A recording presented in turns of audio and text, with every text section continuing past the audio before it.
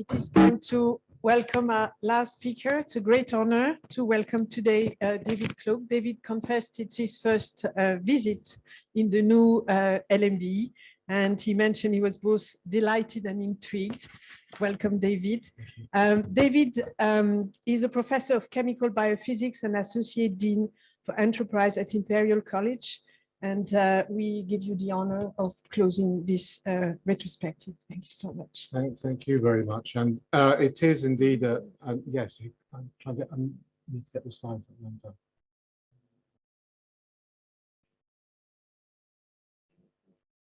Thank you. It is indeed an honor to be here. You're not my usual audience, but I'm very pleased to be able to talk to you today. I've learned a lot about things past, things present, and even some things future. And I thank you very much for that. I'm actually going to start by reading to you an excerpt of some of the things I said at my father's funeral. Aaron Klug was born into modest circumstances in a troubled country and rose to become, and I'm quoting here, a towering giant of 20th century molecular biology. Yet one of the things that endeared my father to colleagues, friends, and family was that he was driven by a lively, relentless, and broad curiosity, which we've heard a lot about today. That curiosity led him to develop more than a passing knowledge and understanding of subjects, from English Romantic poetry, through politics, philosophy, religion, and history, to psychology, literature, and a truly diverse range of scientific disciplines. Although I never heard him label himself as an intellectual, he undoubtedly was one. And when a friend playfully accused him of indeed being an intellectual, he thought for a moment, then simply accepted it as something which was a fact and moved the conversation on. Very characteristic, I'm sure you all know. One thing we do all know is that besides his curiosity, my father certainly had a sharp mind, was clear-sighted and rigorous, able to cut through confusion and uncertainty to get to the heart of the matter, whatever that may be. His curiosity drew him to unorthodox scientific problems, and his rigor and ability sometimes led him to advances that were initially controversial. On the other hand, while some friends and acquaintances moved from being fashionably left-wing to being fashionably right-wing, my father remained a progressive, left-of-centre moderate, and actively promoted equalities of all kinds as a matter of good sense, as a matter of fundamental morality. We were all, I'm sure, witness to his curiosity at some point or another. On one occasion, while holidaying with family friends during a summer vacation, he witnessed a woman weaving a traditional basket and would not move away until he understood exactly how she was achieving the warp and weft of her design. In fact, he sat with her for 2 hours until he had figured out the whole thing to his own satisfaction. 2 hours because he was not content with a superficial understanding of what was happening, but wanted to know what lay underneath, the details, the fine content, and the skill and technique of it. He sat and watched not because he wanted to make a basket himself. We can all be fairly confident that my father never wove a basket in his life, but simply because it caught his curiosity and he wanted to understand. My father's intellectual curiosity and drive to understand could sometimes make him appear austere, and he certainly did dislike waste, self-indulgence, and self-promotion, but he had a dry, and self-aware sense of humor that could be deployed to good effect. As an example, he was in the habit of eating the old overripe, semi-rotten bananas that would sometimes accumulate in the fruit bowl at home, apparently in order to stop them going to waste, whereas I, as a teenager, saw this as the kind of behavior that parents exhibit purely to irritate their children. I did point out to him that if he would just eat the bananas before they went off, then there wouldn't be any rotten ones in the end. And then he wouldn't have to consume them. So he said, yes, that's true, with a smile, but I've rather gotten to like them this way. Later, in my early 20s, I complimented him for some unexpected insight. He gleefully directed me to a quotation usually attributed to Mark Twain, which goes as follows. When I was a boy of 14, my father was so ignorant that I could hardly stand to have the old man around. But when I got to be 21, I was astonished by how much the old man had learned in 7 years. In fact, Aaron Klug was good with people of all ages and from all walks of life. He was courteous and polite and actually listened to what someone had to say and responded without feeling any need to patronize or belittle. While he would certainly take you to task when he disagreed and was a formidable debater, both scientifically and otherwise, I never knew him to talk down to anyone. He was as good with babies as he was with PhD students and took huge joy and pleasure in his grandchildren, Omri, Yael, Hannah, Isabel, and James. And I'm pleased to say we have Yael here today, who is currently a postdoc in Oxford. He was always solicitous and supportive of young people without being showy or ostentatious with it. And it's no coincidence, I think, that many of his younger colleagues went on to become world-leading scientists in their own right. My father was a traditional Jew, yet a progressive one also, who quietly but determinedly maintains a sense of equality and decency, fairness and fact as important factors in his own interpretation of Judaism. One of his proudest moments was a short interview on Radio 4 about his Judaism when he chose Micah 6:8 as his most influential Old Testament passage, to do justly, to love mercy, and to walk humbly, pointing out that the instruction is to act, to perform, and to do, not just to think, and thereby to have a material effect on the world. He showed understanding to those who differed in their views, at least non-scientifically, and was modest but firm in the defense of his own, finding importance in community and family relations, colleagues, friendships, and structures which supported and honored individuality as much as the collective good. He would certainly have been happy to see you all here today. So I hope you all recognize my father from that thumbnail sketch. What I'm now going to do is add a little bit of color to that with some photographs from the family archive, and then finish with a few anecdotes, if I may. Now, color in this case means black and white pictures, of course. And this first pair of pictures are from Želva. My father was born in Lithuania, in the small town of Želva. And on the left-hand side, we have my brother, who's the younger of the two, with my uncle Benny, and their grandmother. And here you can see, and I don't think this pointer is going to work,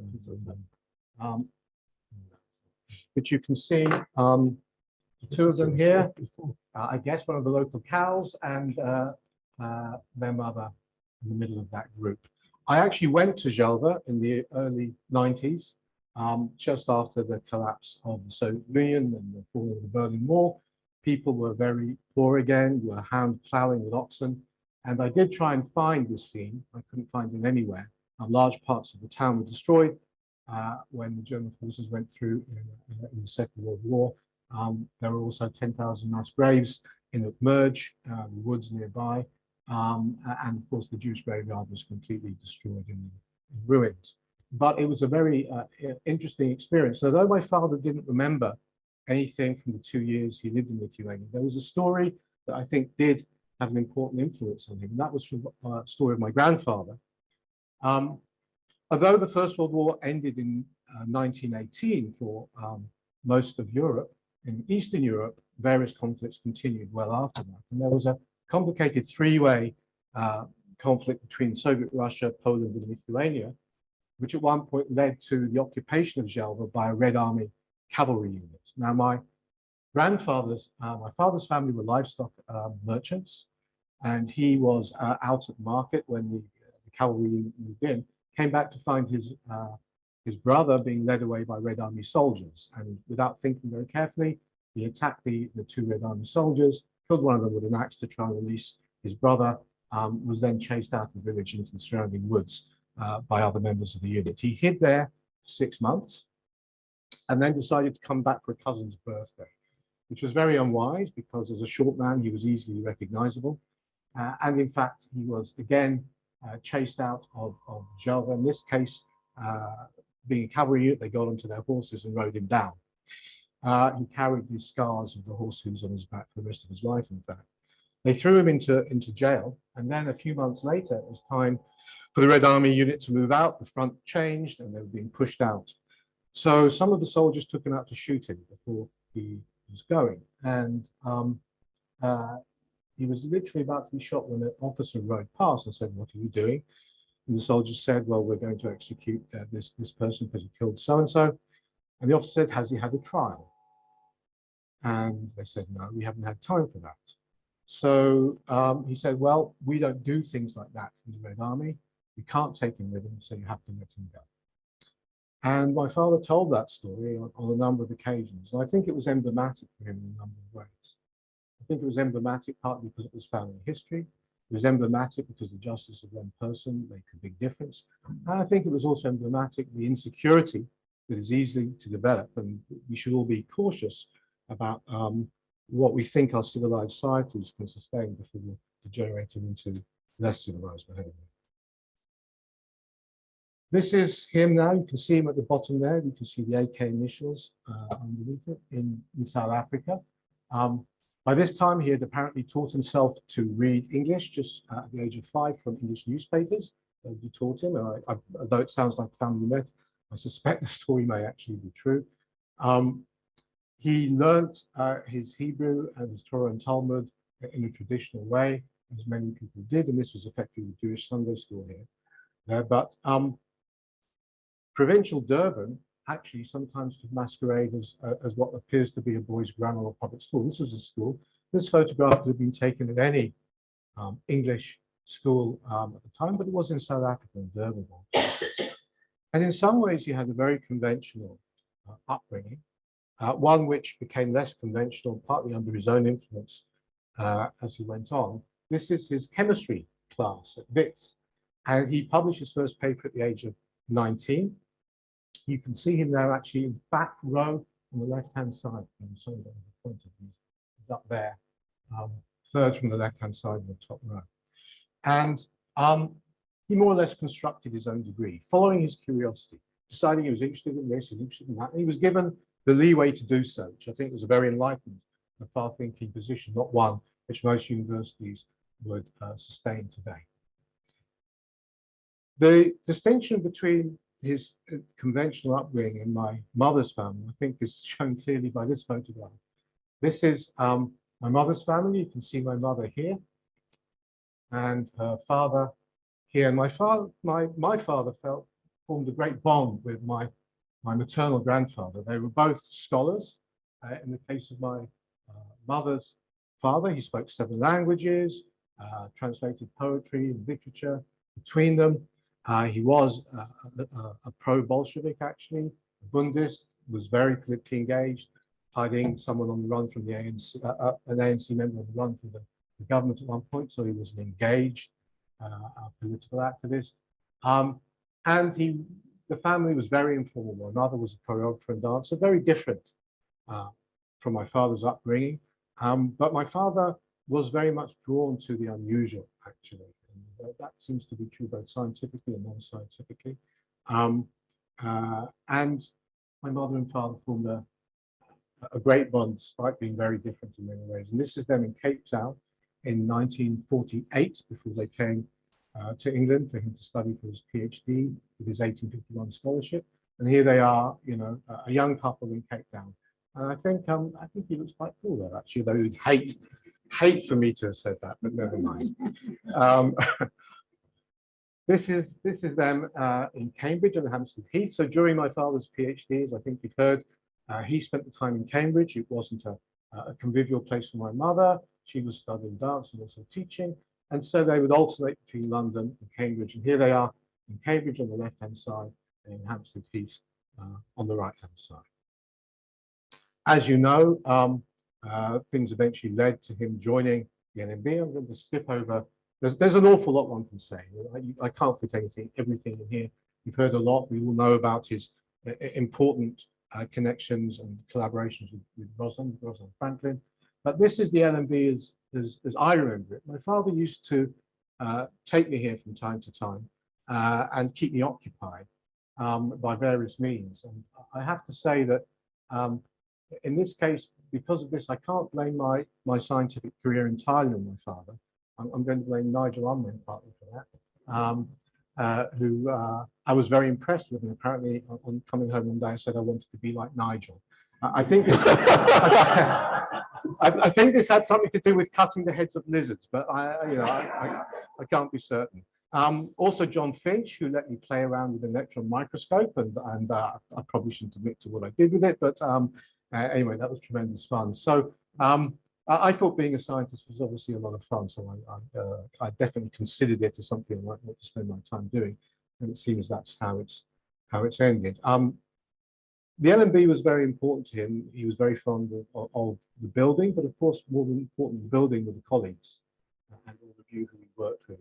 And I think if I can call you a clique at Peterhouse, the LMB group at Peterhouse was also very important to him. He did like to teach, but he was very engaged in certain aspects of college function, in particular the fight for the admission of women, which I'll say a little bit more about later. But of course, it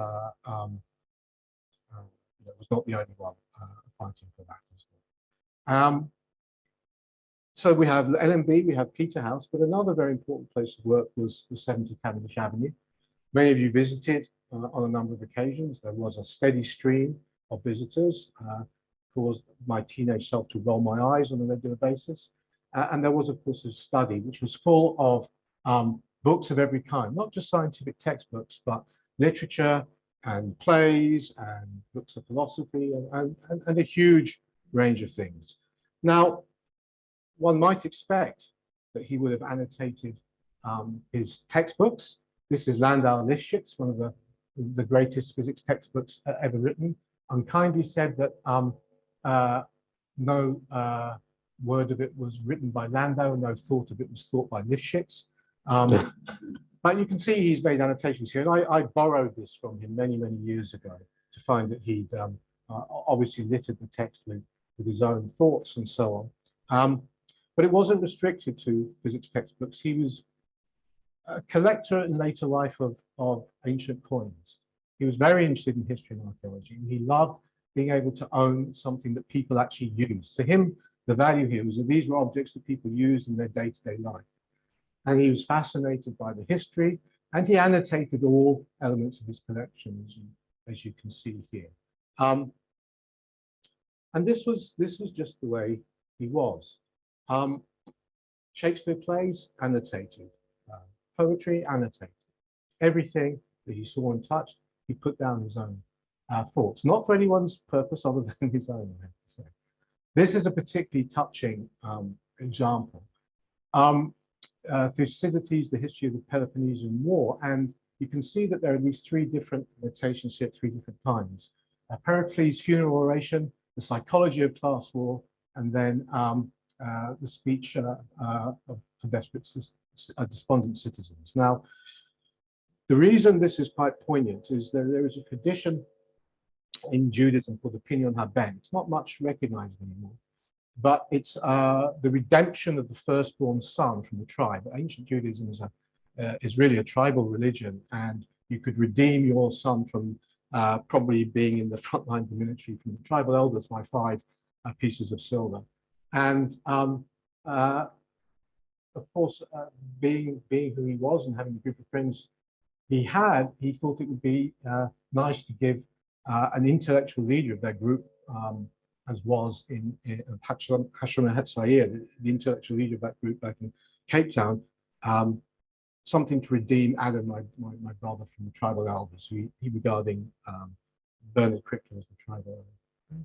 He gave him this book, and then, of course, on my brother's untimely and early death, it was returned to him. And some of those annotations, I think, particularly the last one, comes from that time. So he was very much informed by tradition, but not in a rigid way. The next anecdotes really relate to his science.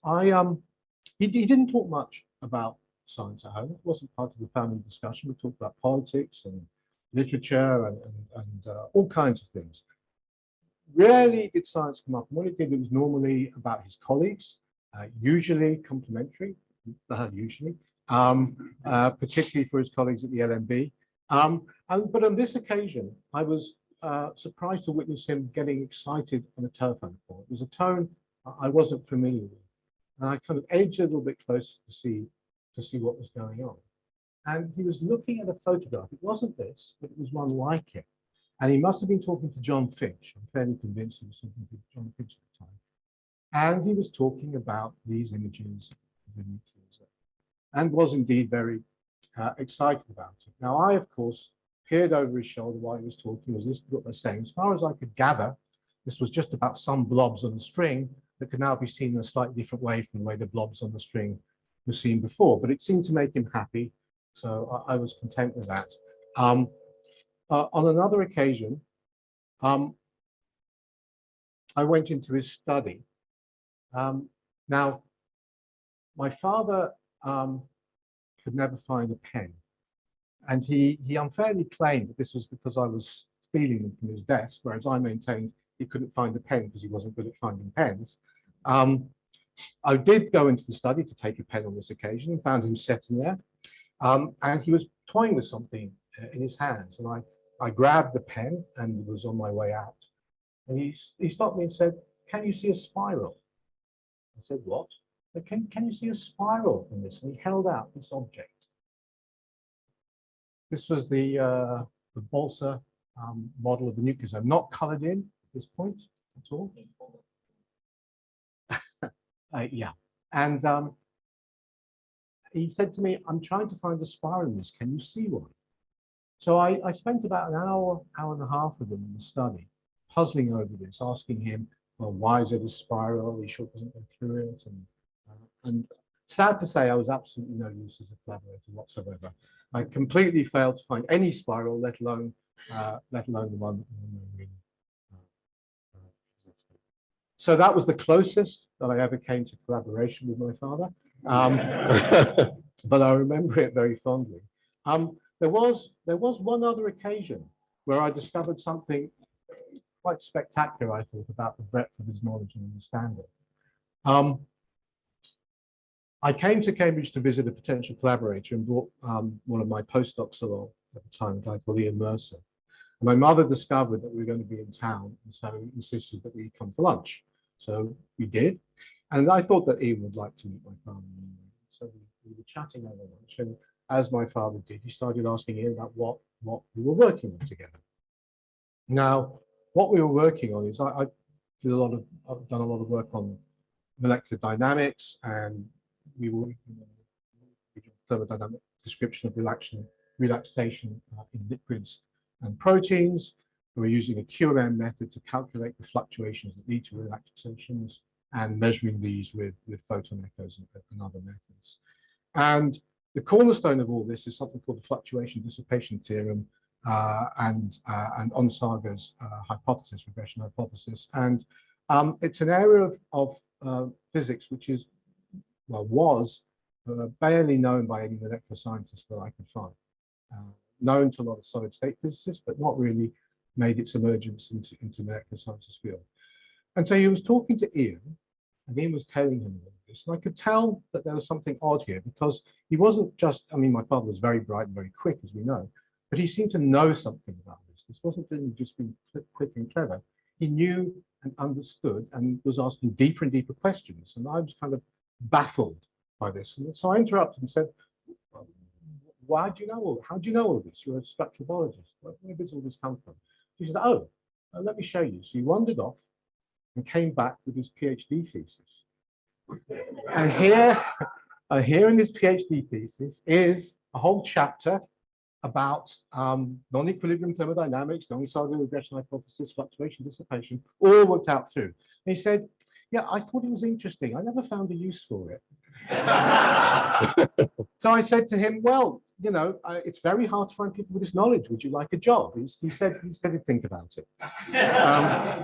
So that's about as close as I got. The only other occasion where we brushed shoulders scientifically was actually in Jerusalem, 1986. I was coming to the end of my PhD. I was working with George Porter on solar energy conversion and photosynthesis. I was attending the International Biophysics meeting there.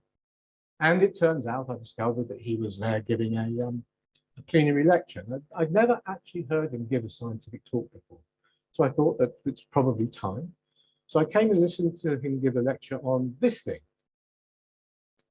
And I believe, and please correct me if I'm wrong, I think this may have been the first public, certainly the first large lecture he gave on the subject of zinc fingers. And he talked about how this, you know, he'd figured it out from what he called poor man's Fourier transform and so on. And you know, it was a great lecture. It was very interesting. I learned a lot. And afterwards, I went along to sort of find him and congratulate him and say how much I enjoyed the lecture. And I found him talking to this man. Actually, you can't tell from this, rather tall, distinguished Israeli. And surrounding him were 2 or 3 bodyguards. Israeli bodyguards, cropped hair, carrying weapons, young, fit and healthy and alert. I thought, this is not my father's usual crowd. I didn't really understand what was going on. It turns out that this was ex-president of Israel, a guy called Katzir. Now, Katzir Kachalski, they changed their name to Hebrew form. His brother had been murdered in the Lod massacre, terrorist attack by the Red Army faction. And Aharon Katzir Kachalski was a biophysicist who was a very close friend of my father's. They developed a close friendship. And it turned out that that friendship passed on to the president of Israel, this point ex-president. And I didn't discover until much later that actually there was clearly something going on. It wasn't just pleasantries between the 2 of them. At the time, in the mid-80s, there were still some Jewish communities around the world who were essentially trapped by very unsympathetic regimes. And my father played a very, very small role in helping alleviate some of the suffering of those Jewish communities. And this is what that conversation had been about. Anyway, I said I needed to go, and I got a lift from him and his bodyguards. We had a nice chat on the way back. So, yeah, my father was active where he thought justice was served by it. He had some other interesting skills. He was actually much more practical than he often let on.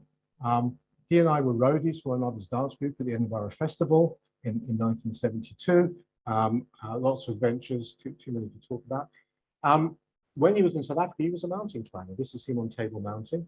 And there's an anecdote in Ken Holmes' fine biography about him and another future Nobel Prize winner dangling from a string and nearly falling to their deaths, actually. He was also very proud of knowing how to butcher a carcass. Not many people knew he had that skill, but that's because he came from a family of livestock merchants. And he really did know how to butcher a carcass. Beyond the day-to-day, I think we've heard that my father did have a toughness that many people didn't expect. He fought hard to get women admitted to Peterhouse, and I think one of the few times in the world that a historian's been persuaded by a graph about the rightness of a moral case. He was a mediator between different parts of the Cambridge Jewish community, along with my mother during a difficult time. He did unusual things. He took shares for the MLC for the first time ever, without asking for their permission, which didn't go down entirely well or with everybody, but was the start of things to come. He contributed to establishing the Science Institute and got a lot of, I think, very unfair criticism for ensuring that the Royal Society, for which he was president at the time, engaged objectively in a very political debate around genetic modification of food. So we all know about his qualities, but I think very many people were surprised by how firm he could be in defense of things that he thought were right. So it just leaves me to finish by saying that there is no doubt that he meant and believed it when he said that he owed a lot to his colleagues and collaborators, many of them here today. He did not have flattery as part of his rhetorical armory, so when he said something positive, you knew he meant it, and he most certainly did mean it. I thank you all very much for being here today. Thanks to Jan for persisting in organising this, even through one side and at the other end of the pandemic. Thank you all very much for listening.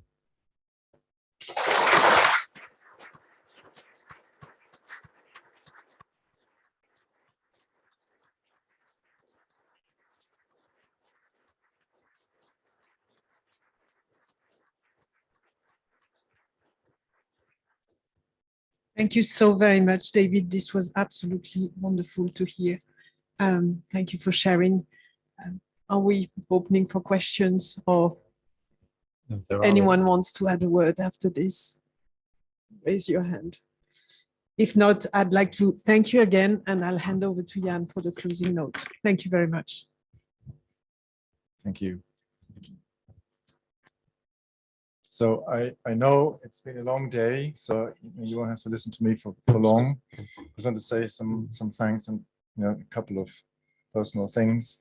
Thank you to all the speakers, those who came from far away, for those who are more local, and also those who joined us remotely. I think this worked out just fine. I wanted to thank particular David. Thank you so much. This was very warm and comprehensive view from the family. Something we haven't seen before. What's been clear to me is that Aaron, has been an intellectual giant, and that's obvious from what's been published and what's in all the documents that we can read now. I think, and he still has 1,000 citations per year, 10 years after he stopped doing active science. Not many people manage that. But I think what I sort of took away from today is that he was clearly loved by very many people, and I think David already touched upon that. That I think that's what sort of really enabled him to be so outstandingly successful. To surround him with people over so many years so successfully, and getting on with them most of the time, and doing great work with so many different people. That is the skill that probably set him apart from his overpowering intelligence. I wanted to say one thing about, or two things that hadn't maybe been mentioned so much. He has commented several times, I think, that he didn't like being director of the LMB. Since he was my predecessor in this job. I can now, after 4 years, relate to that a little bit. I have to say, but it has been mentioned, as well, that he has been quite successful in doing that, actually. And the one thing that hasn't been mentioned is that during his time, the neurobiology division was started, which I think is a great achievement and very important achievement, actually, for the LMB, because many people think, and I think, that's one of the areas where the LMB, will be very successful, and has to be very successful over the coming decades, because that's one of the final frontiers of biology. So he again, he showed that vision, very early on, that something needed to be done, and he did it, even if he didn't do it so much. And the final thing I wanted to say is that I think this came across very nicely in the interviews. Aaron was an introvert, and nowadays we would call it that. He was someone who he didn't like speeches, talks. He just wasn't socially so well equipped. But I think it's very important that we always remember this, that people like that can be extremely successful, often are more successful. And please remember this when you hire your next PhD student or postdoc, that not everyone who talks well is also a great scientist, and the other way around. So I wanted to finish with that. I need to thank a few people. Maybe most importantly, Mark, Wayne, Tom, Jason, and Paul, for dealing with a very difficult IT system here, and you need to replace all of this, and it will happen soon. But thank you for dealing with all of this. I think it worked out great. Sangamo for a kind donation that enabled us to have this meeting, and sorry for hanging on to the money for so long. And then maybe last but not least, Annette Fu and Christine Barry, who did an absolutely astounding job in organizing this meeting twice, and getting you all here, and making sure that this all works out. Christine unfortunately can't be here. She's got COVID, but she's on the mend. So that's all I wanted to say. So thank you all for coming. Thank you all for listening, especially those who have joined us online. We had about 100 people on average over the entire meeting. So I think it's been a great success. And I hope it wasn't too sad. This is meant to be a celebration of such